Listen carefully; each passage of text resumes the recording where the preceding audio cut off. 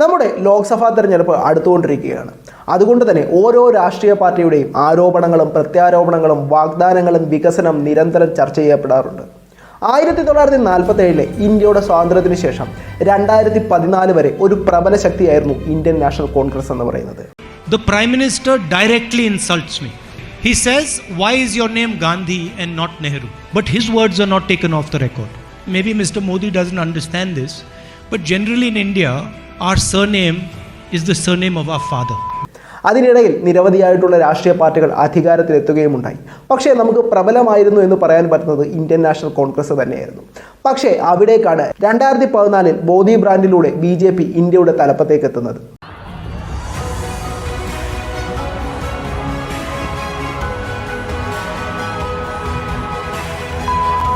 2014 2019 BJP അടങ്ങുന്ന NDA മുന്നണിക്ക് വൻ വിജയം നൽകാനായിട്ട് മോദി ബ്രാൻഡിന് സാധിച്ചിട്ടുണ്ട്. അവിടെ നിന്നും മൂന്നാം ടേമിലേക്ക് കടക്കുമ്പോൾ മോദി ബ്രാൻഡ് ഉയർത്തി കാണിക്കുന്നത് മോദി കി ഗ്യാരണ്ടി എന്നാണ്, അതായത് മോദിയുടെ ഗ്യാരണ്ടി. लेकिन मोदी ने आप सभी बहनों को आपका हक देने की गारंटी दी थी और उस गारंटी को पूरा करके दिखाया.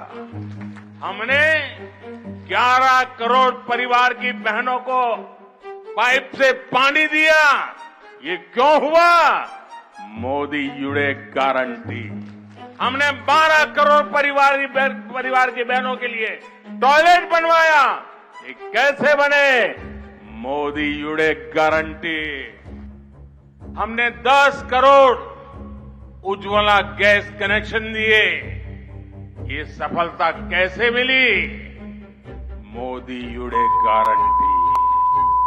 അതുകൊണ്ട് തന്നെ മോദിയുടെ ഓരോ ഗ്യാരണ്ടികളും ചർച്ച ചെയ്യപ്പെടേണ്ടത് അത്യാവശ്യമായിട്ടുള്ള ഒരു കാര്യം തന്നെയാണ്. ഈ ഒരു വീഡിയോ പൂർണ്ണമായി നിർമ്മിച്ചിരിക്കുന്നത് വേൾഡ് ബാങ്കിൻ്റെ ഡേറ്റ അനുസരിച്ചും അതുപോലെ തന്നെ പല ഗവൺമെൻറ് വെബ്സൈറ്റുകളും അനുസരിച്ചിട്ടാണ്. മോദി ബ്രാൻഡ് എന്ന് പറയുന്നത് വെറും വാഗ്ദാനം മാത്രമായിരുന്നു, അല്ലെങ്കിൽ എന്തെങ്കിലും വികസനങ്ങൾ ഇന്ത്യയിൽ കൊണ്ടുവന്നിട്ടുണ്ടോ എന്നറിയാനായി നിങ്ങൾക്ക് കൃത്യമായ ഒരു നിഗമനത്തിലേക്ക് എത്താനായി ഈ വീഡിയോ മുഴുവനായി കാണാനായി ശ്രമിക്കുക. എല്ലാവർക്കും നമസ്കാരം, ഞാൻ വിവേക്. എല്ലാവർക്കും എൻ്റെ പുതിയ വീഡിയോയിലേക്ക് സ്വാഗതം.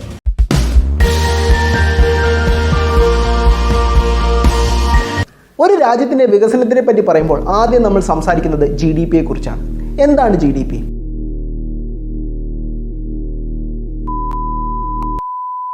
ഒരു ഫിനാൻഷ്യൽ ഇയറിൽ ഒരു രാജ്യത്തിനകത്ത് ഉൽപ്പാദിപ്പിക്കപ്പെടുന്ന സാധനങ്ങളുടെയും സേവനങ്ങളുടെയും ആകെ തുകയെ നമുക്ക് GDP എന്ന് പറയാൻ പറ്റും. അതായത് ഈ സാധനങ്ങളുടെ മണി വാല്യൂ എന്ന് നമുക്ക് കൃത്യമായി പറയാം. അതുകൊണ്ട് തന്നെ ഈ ഒരു GDPയിൽ ഉയർച്ച ഉണ്ടാകുമ്പോൾ അത് തീർച്ചയായിട്ടും സാമ്പത്തികപരമായും ഇന്ത്യക്ക് നേട്ടമാകും എന്നുള്ളത് നമുക്ക് മനസ്സിലാക്കാൻ പറ്റുന്നതാണ്. ഇനി നമുക്ക് കണക്കുകളിലേക്ക് പോകാം. 2014 കണക്കനുസരിക്കുകയാണെങ്കിൽ ഏകദേശം $2.04 ട്രില്യൺ ആയിരുന്നു ഇന്ത്യയുടെ GDP എന്ന് പറയുന്നത്. പക്ഷേ 2022 എത്തുമ്പോൾ അത് ഏകദേശം $3.42 ട്രില്യൺ ആണ്. അതായത് ഏകദേശം 8 വർഷം കൊണ്ടാണ് ഈ ഒരു വളർച്ച നമ്മുടെ രാജ്യത്തിന് ഉണ്ടായിരിക്കുന്നത്. അടുത്തതായി നമ്മൾ മനസ്സിലാക്കുന്നത് GDP പെർ ക്യാപിറ്റ ഇൻകത്തെക്കുറിച്ചാണ്.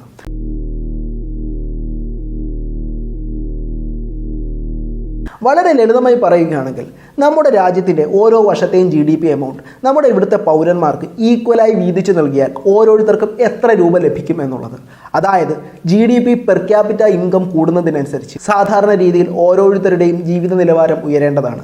ഏകദേശം 1960 ഇന്ത്യയുടെ GDP പെർ ക്യാപിറ്റ ഇൻകം എന്ന് പറയുന്നത് വെറും 500 രൂപയിൽ താഴെയായിരുന്നു. ഏകദേശം 2002 ശേഷമാണ് ഇതിൽ വലിയൊരു രീതിയിലുള്ള വളർച്ച ഉണ്ടാവുന്നതെന്ന് നമുക്ക് മനസ്സിലാക്കാൻ സാധിക്കും. 2014 നരേന്ദ്രമോദിയുടെ നേതൃത്വത്തിലുള്ള സർക്കാർ അധികാരമേൽക്കുന്ന സമയത്ത് ഇന്ത്യയുടെ GDP പെർ ക്യാപിറ്റ ഇൻകം എന്ന് പറയുന്നത് ഏകദേശം 1,29,358 രൂപയായിരുന്നു. പക്ഷേ 8 വർഷത്തിന് ശേഷം ഇന്ത്യയുടെ GDP പെർ ക്യാപിറ്റ ഇൻകം എന്ന് പറയുന്നത് 1,99,914 രൂപയാണ്. അതായത് ഈ മേഖലയിലും വളർച്ച കൊണ്ടുവരാനായിട്ട് ഇപ്പോഴത്തെ കേന്ദ്ര ഗവൺമെൻറ്റിന് സാധിച്ചു എന്നുള്ളതാണ്. അടുത്തതായി നമ്മൾ നോക്കേണ്ടത് അൺഎംപ്ലോയ്മെൻറ്റ് റേറ്റിനെ കുറിച്ചാണ്. എന്താണ് അൺഎംപ്ലോയ്മെൻറ്റ്?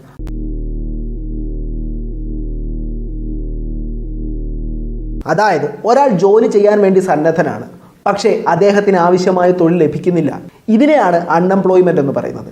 നമ്മൾ ഇന്ത്യയുടെ കണക്ക് പരിശോധിച്ചാൽ 2014 ഇന്ത്യയുടെ അൺഎംപ്ലോയ്മെൻറ്റ് റേറ്റ് എന്ന് പറയുന്നത് ഏകദേശം 8%. അതിന് തൊട്ട് മുമ്പൊക്കെ 8% മുകളിലും പോയിട്ടുണ്ട്. പക്ഷേ 2022 ആയപ്പോഴത്തേക്കും ഇന്ത്യയുടെ അൺഎംപ്ലോയ്മെൻറ്റ് റേറ്റ് എന്ന് പറയുന്നത് ഏകദേശം 7.3%.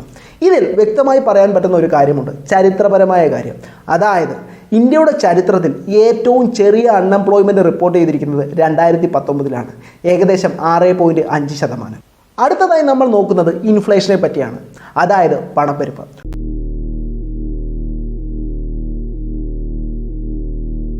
ഒരു രാജ്യത്തിലെ സാധനങ്ങളുടെയും സേവനങ്ങളുടെയും വില ഒരു വർഷത്തിനുള്ളിൽ ക്രമാതീതമായി ഉയരുന്നതിനെയാണ് നമ്മൾ ഇൻഫ്ലേഷൻ അഥവാ പണപ്പെരുപ്പം എന്നുകൊണ്ട് അർത്ഥമാക്കുന്നത്.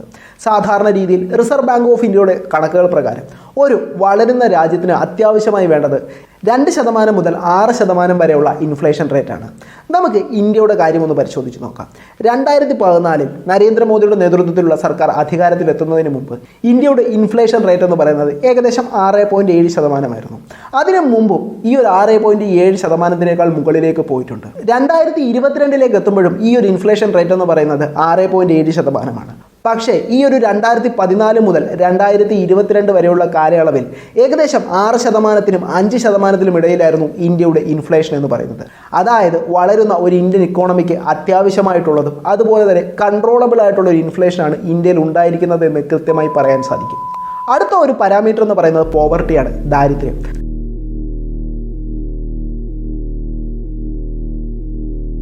സാധാരണക്കാരായ ജനങ്ങൾക്ക് ജീവിക്കാൻ ആഹാരം, വസ്ത്രം, പാർപ്പിടം ഇവയൊന്നുമില്ലാത്ത ഒരവസ്ഥ. നമുക്ക് ഇന്ത്യയുടെ കണക്കുകൾ പരിശോധിച്ച് കഴിഞ്ഞാൽ 2011 ഇന്ത്യയുടെ പോവർട്ടി റേറ്റ് എന്ന് പറയുന്നത് ഏകദേശം 22.5%.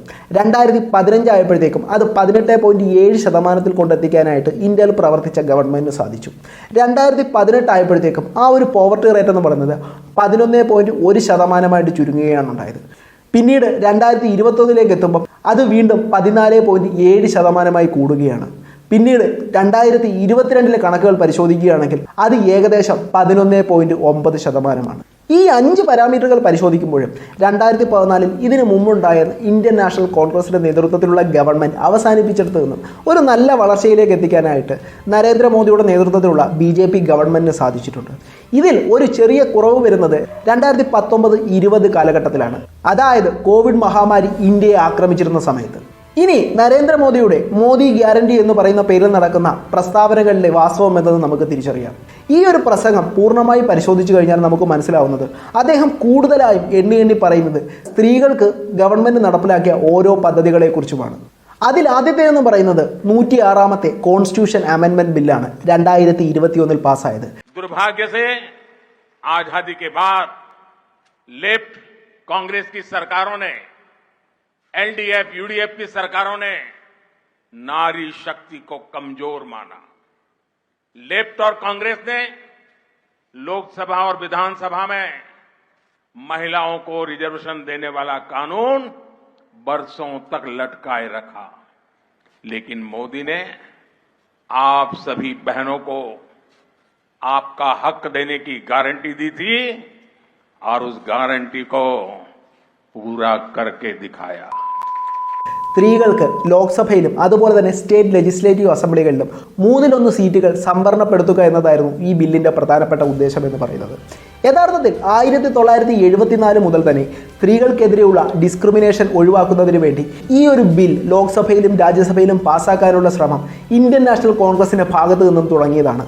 പക്ഷേ ഇത്ര വർഷങ്ങൾ കഴിഞ്ഞിട്ടും അവർക്കതിന് സാധിച്ചില്ല എന്നുള്ളതാണ്. അതും ലോക്സഭയിലും രാജ്യസഭയിലും ഇന്ത്യൻ നാഷണൽ കോൺഗ്രസിൻ്റെയും അവരുടെ സഖ്യകക്ഷികളുടെയും ഭൂരിപക്ഷമുള്ളപ്പോൾ. പക്ഷേ 2021 ഈ ഒരു ബിൽ പാസ്സാക്കിയെടുക്കാനായിട്ട് ഇപ്പോഴത്തെ ഗവൺമെൻറ് സാധിച്ചു എന്ന് പറയുന്നത് വളരെയധികം പ്രധാനപ്പെട്ട ഒരു കാര്യം തന്നെയാണ്. അടുത്തതായി അദ്ദേഹത്തിൻ്റെ ഗ്യാരണ്ടിയിലുള്ളത് പ്രധാനമന്ത്രി ഉജ്ജ്വൽ യോജനയെക്കുറിച്ചാണ്. അതായത് പാവപ്പെട്ട കുടുംബങ്ങൾക്ക് ഫ്രീ ആയി ഗ്യാസ് സിലിണ്ടർ നൽകുക. എന്തിനു വേണ്ടിയിട്ടായിരിക്കും ഇത് നൽകിക്കൊണ്ടിരുന്നത്? നമ്മൾ പലപ്പോഴും കേരളത്തിൻ്റെ അവസ്ഥകൾ മാത്രമാണ് ചിന്തിക്കുന്നത്. നമ്മൾ നോർത്തേൺ സംസ്ഥാനങ്ങളും അതുപോലെ തന്നെ നോർത്ത് ഈസ്റ്റേൺ സ്റ്റേറ്റിനെയും പറ്റി നോക്കിക്കഴിഞ്ഞാൽ കുറച്ച് കാലം മുമ്പ് വരെ അവർ പ്രധാനമായും ആഹാരം പാകം ചെയ്യാനും മറ്റു കാര്യങ്ങൾക്കൊക്കെ ഉപയോഗിച്ചിരുന്നത് വിറകടുപ്പുകളായിരുന്നു. ഈ വിറകടുപ്പുകൾ ഉപയോഗിക്കുന്നത് കൊണ്ട് തന്നെ അവിടുത്തെ മിക്കവാറും സ്ത്രീകൾക്കെല്ലാം ശ്വാസകോശ സംബന്ധമായ പ്രശ്നങ്ങളും വളരെയധികം എയർ പൊല്യൂഷനും ഉണ്ടായിരുന്നു. ഇതിന് ഒരു പരിഹാരം കണ്ടെത്തുക എന്നൊരു രീതിയിലാണ് പ്രധാനമന്ത്രി ഉജ്ജ്വൽ യോജന എന്ന് പറയുന്ന സ്കീം ഇന്ത്യയിൽ ഇൻട്രൊഡ്യൂസ് ചെയ്യുന്നത്. അതിൻ്റെ പ്രധാനപ്പെട്ട ഗുണഭോക്താക്കൾ എന്ന് പറയുന്നതും സ്ത്രീകൾ തന്നെയാണ്. ഈ ഒരു പദ്ധതിയുടെ ആദ്യഘട്ടത്തിൽ BPL കാർഡ് ഉടമകളായ ഏകദേശം 50 മില്യൺ ആൾക്കാരെയാണ് ഇതിലേക്ക് പരിഗണിച്ചിരുന്നത്. അവർക്ക് പ്രത്യേകിച്ച് ഡെപ്പോസിറ്റ് ചാർജുകളില്ലാതെ അവരുടെ അടുത്ത ഡിസ്ട്രിബ്യൂട്ടറിൽ നിന്നോ അല്ലെങ്കിൽ ഓൺലൈനായോ ബുക്ക് ചെയ്ത് ഗ്യാസ് കണക്ഷൻ സ്വന്തമാക്കാം എന്നുള്ളതായിരുന്നു ഇതിൻ്റെ ഏറ്റവും വലിയ ബെനിഫിറ്റ് എന്ന് പറയുന്നത്. ഇതിൻ്റെ രണ്ടാം ഘട്ടത്തിലേക്ക് കടക്കുമ്പോൾ BPL കാർഡ് ഉടമകൾ കൂടാതെ SC, ST അതുപോലെ തന്നെ മൈഗ്രൻ്റ് വർക്കേഴ്സ് തുടങ്ങി ഏകദേശം 10 ബില്യൺ ആൾക്കാരെയാണ് ഈ ഒരു പദ്ധതിയുടെ ഭാഗമായി ഉൾക്കൊള്ളിച്ചിരിക്കുന്നത്. ഇതിൻ്റെ ഭാഗമായി തന്നെ ഗ്യാസ് സിലിണ്ടർ കൂടാതെ ഓരോ ആൾക്കാർക്കും ഗ്യാസ് സ്റ്റവും ഫ്രീ ആയിട്ട് നൽകുന്ന ഒരു പദ്ധതിയാണിത്. ഈ ഒരു പദ്ധതിയുടെ ഗുണഭോക്താക്കൾ എന്ന് പറയുന്നത് ഏകദേശം 10,22,28,333 ആൾക്കാരാണ് ഇതുവരെ വന്നിട്ടുള്ളത്. പ്രധാനമന്ത്രി ഉജ്ജ്വല യോജന എന്ന് പറയുന്നത് പൂർണ്ണമായും കേന്ദ്ര ഗവൺമെൻറ് മാത്രം ഫണ്ട് ചെയ്യുന്ന ഒരു പദ്ധതി തന്നെയാണ്. അടുത്തതായി അദ്ദേഹത്തിൻ്റെ പ്രസംഗത്തിൽ പരാമർശിച്ചിരിക്കുന്നത് ജൽജീവൻ മിഷനെ കുറിച്ചാണ്. ഈ ഒരു പദ്ധതി ആരംഭിക്കുന്നത് 2019-ലാണ്. ഈ ഒരു പദ്ധതി തുടങ്ങിയ സമയത്ത്, അതായത് 2019 ഓഗസ്റ്റ് 15-ാം തീയതി പൈപ്പിലൂടെ ശുദ്ധജലം വീട്ടിലേക്ക് എത്തിയിരിക്കുന്ന ആൾക്കാരുടെ എണ്ണം അല്ലെങ്കിൽ കണക്ഷനുകളുടെ എണ്ണം എന്ന് പറയുന്നത് ഏകദേശം 3,23,62,838 മാത്രമായിരുന്നു. പക്ഷേ 2024 ആയപ്പോഴത്തേക്കും, അതായത് 4.5 വർഷമായപ്പോഴത്തേക്കും ഈ നമ്പർ എന്ന് പറയുന്നത് ഏകദേശം 14,36,78,064 അതായത് വെറും 4.5 വർഷങ്ങൾ കൊണ്ട് തന്നെ വലിയൊരു മാറ്റമാണ് ഇവിടെ സംഭവിച്ചിരിക്കുന്നത്. പിന്നീട് ഇതിൻ്റെ ഫണ്ടിങ്ങിൻ്റെ കാര്യത്തിലേക്ക് എത്തിക്കഴിഞ്ഞാൽ ഈ ഒരു പദ്ധതി എന്ന് പറയുന്നത് സെൻട്രൽ ഗവൺമെൻറ് മാത്രം പൈസ കൊടുക്കുന്ന ഒരു കാര്യമല്ല. ഈ പദ്ധതിയുടെ 50% ഷെയർ കേന്ദ്രവും 50% ഷെയർ സംസ്ഥാനങ്ങളുമാണ് വഹിക്കുന്നത്. അതുകൊണ്ട് തന്നെ ഇത് പൂർണ്ണമായും മോദിയുടെ ഗ്യാരണ്ടി എന്ന് പറയാൻ കഴിയില്ല, സംസ്ഥാനങ്ങളുടെ ഗ്യാരണ്ടിയും കൂടിയാണ്. പിന്നീട് 2014 ഈ ഒരു ഗവൺമെൻറ് അധികാരത്തിലെത്തുമ്പോൾ ഏറ്റവും വലിയ പ്രശ്നമായി മുന്നിൽ നിന്നത് ഓപ്പൺ ഡെഫിക്കേഷൻ ആയിരുന്നു. അതായത് തുറസായ സ്ഥലങ്ങളിൽ മലമൂത്ര വിസർജനം നടത്തുന്നത്. ഇതിനെ തുടർന്ന് നിരവധിയായിട്ടുള്ള പകർച്ചവ്യാധികളും അസുഖങ്ങളിലും ഓരോ ആൾക്കാരിലേക്കും പകരാനായിട്ട് തുടങ്ങുന്നുണ്ടായിരുന്നു. അത് നമ്മുടെ ഇക്കോണമിയെ തന്നെ ബാധിക്കുന്ന കാര്യമാണ്. അതുപോലെ തന്നെ ഈ ഒരു തുറസായ സ്ഥലങ്ങളിലുള്ള മലമൂത്ര വിസർജനത്തിൻ്റെ പേരിൽ ഇപ്പോഴും പല രാജ്യങ്ങളും നമ്മളെ കളിയാക്കിക്കൊണ്ടിരിക്കുന്നുമുണ്ട്. ഈ ഒരു പ്രശ്നം പരിഹരിക്കാനും ഇവിടുത്തെ വേസ്റ്റ് മാനേജ്മെൻറ്റ് കൃത്യമായി കൊണ്ടുവരാനുമാണ് സ്വച്ഛ് ഭാരത് മിഷൻ എന്ന പേരിൽ ഒരു പദ്ധതി ആരംഭിക്കുന്നത് എന്ന് തന്നെ പറയാം. ഈ ഒരു പദ്ധതിയുടെ ഭാഗമായി തന്നെ ഓരോ വീടുകളോടും ചേർന്ന് ഏകദേശം 66 ലക്ഷം ടോയ്ലറ്റുകളാണ് നിർമ്മിച്ചിട്ടുള്ളത്. അതുകൂടാതെ തന്നെ 6 ലക്ഷത്തോളം പബ്ലിക് ടോയ്ലറ്റുകളും നിർമ്മിച്ചിട്ടുണ്ട് എന്നാണ് കണക്കുകൾ വിശദമാക്കുന്നത്. ഈ ഒരു പ്രവർത്തനത്തോടു കൂടി ഏകദേശം 4324 urban local bodies open defecation free ആയിട്ട് പ്രഖ്യാപിച്ചിട്ടുണ്ട്. അതായത് അത്തരം പ്രദേശങ്ങളിൽ തുറസായ മലവിസർജനം ഒഴിവാക്കുകയും അതോടൊപ്പം തന്നെ കൃത്യമായി വേസ്റ്റ് മാനേജ്മെൻറ്റ് ചെയ്യുന്നു എന്നുള്ളതാണ്. ഇത് വലിയൊരു മാറ്റം തന്നെയാണ് ഇന്ത്യയിൽ ഉണ്ടാക്കിയിരിക്കുന്നത്. അടുത്തതായി സ്ത്രീകളുടെ പേഴ്സണൽ ഹൈജീനിന് വേണ്ടി കൊണ്ടുവന്ന സാനിറ്ററി നാപ്കിനുകളാണ്. हमने ₹1 में सुविधा सैनिटरी पैड्स की योजना शुरू की. ये किसे संभव बनाया? മോദിയുടെ ഗ്യാരണ്ടി. അതായത് മെൻസ്ട്രേഷൻ പീരീഡ്സിൽ സാനിറ്ററി നാപ്കിനുകൾ കൃത്യമായി ഉപയോഗിക്കാത്തത് കൊണ്ട് തന്നെ പലതരത്തിലുള്ള അസുഖങ്ങൾ, യൂറിനറി ട്രാക്ട് ഇൻഫെക്ഷൻ പോലെയുള്ള നിരവധിയായിട്ടുള്ള അസുഖങ്ങൾ സ്ത്രീകൾക്ക് വരാറുണ്ട്.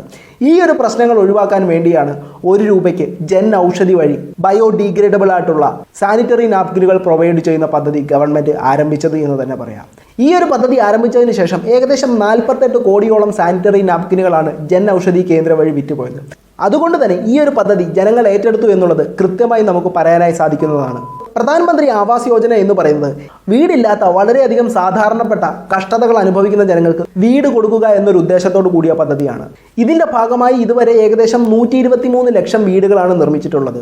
ഇതിലൊരിക്കലും സെൻട്രൽ ഗവൺമെൻറ്റിൻ്റെ ഫണ്ടിങ് ഷെയർ മാത്രമല്ല വരുന്നത്. ഇതിൽ ഏറ്റവും കൂടുതൽ ഫണ്ട് ചെയ്യുന്നത് ഓരോ സ്റ്റേറ്റ് ഗവൺമെൻറ്റുകളാണ്. അതായത് നമ്മളിപ്പോൾ പ്രധാനമന്ത്രി ആവാസ് യോജനയുടെ റൂറൽ പദ്ധതി തിരഞ്ഞെടുക്കുകയാണെങ്കിൽ ഏകദേശം 72,000 രൂപ മാത്രമാണ് സെൻട്രൽ ഗവൺമെൻറ്റിൽ നിന്നും നേരിട്ട് ലഭിക്കുന്നത് എന്ന് തന്നെ പറയാനായി സാധിക്കും. എന്തായാലും ഈ ഒരു 72,000 രൂപ വെച്ച് ആർക്കും ഒരു വീട് പണിഞ്ഞുയർത്താനായി സാധിക്കില്ല. അതിൽ നമ്മൾ കേരളീയർക്ക് അഭിമാനിക്കാവുന്ന ഒരു കാര്യം എന്ന് പറയുന്നത് പ്രധാനമന്ത്രി ആവാസ് യോജന പദ്ധതി പ്രകാരം ഏറ്റവും കൂടുതൽ തുക വീട് വയ്ക്കാനായി നൽകുന്നത് കേരള ഗവൺമെൻറ്റാണ്. അത് ഏകദേശം 4 ലക്ഷം രൂപ വരെയാണ് വരുന്നത്. അതുപോലെ തന്നെ പ്രധാനമന്ത്രി ആവാസ് യോജന വഴിയും പ്രധാനമന്ത്രി വിശ്വകർമ്മ യോജന വഴിയും നിരവധിയായിട്ടുള്ള സ്ത്രീകൾക്ക്, അതായത് 18 മുതൽ 65 വയസ്സ് വരെ പ്രായമുള്ള സ്ത്രീകൾക്ക് നിരവധിയായിട്ടുള്ള ബിസിനസ്സുകൾ തുടങ്ങാനും അതിനുവേണ്ടിയുള്ള വിദഗ്ധ സഹായങ്ങളും അതുപോലെ തന്നെ സാമ്പത്തിക സഹായങ്ങളും ഇതിൻ്റെ ഭാഗമായി തന്നെ നൽകുന്നുണ്ട്. ഇതും ജനങ്ങളുടെ ഇടയിൽ വലിയ തരത്തിലുള്ള ഒരു മാറ്റം കൊണ്ടുവന്നു എന്നുള്ളതാണ് കണക്കുകൾ സൂചിപ്പിക്കുന്നത്. നരേന്ദ്രമോദിയുടെ നേതൃത്വത്തിലുള്ള ഗവൺമെൻറ് കഴിഞ്ഞ 10 വർഷം എങ്ങനെയുള്ളതായിരുന്നു? നിങ്ങളുടെ കാഴ്ചപ്പാടുകൾ എന്താണ്? അടുത്ത 5 വർഷം കൂടി നരേന്ദ്രമോദിയുടെ നേതൃത്വത്തിലുള്ള ഗവൺമെൻറ് ഭരണം നിലനിർത്തുമോ? നിങ്ങളുടെ അഭിപ്രായങ്ങൾ താഴെ കമൻറ്റുകളായി രേഖപ്പെടുത്തൂ. നിങ്ങൾക്ക് ഈ വീഡിയോ ഇഷ്ടപ്പെട്ടാൽ ഷെയർ ചെയ്തും മറ്റുള്ളവരിലേക്കും എത്തിക്കുക. പുതിയൊരു വീഡിയോയുമായി നിങ്ങളിലേക്ക് എത്താം. അതുവരേക്കും താങ്ക് യു ഓൾ.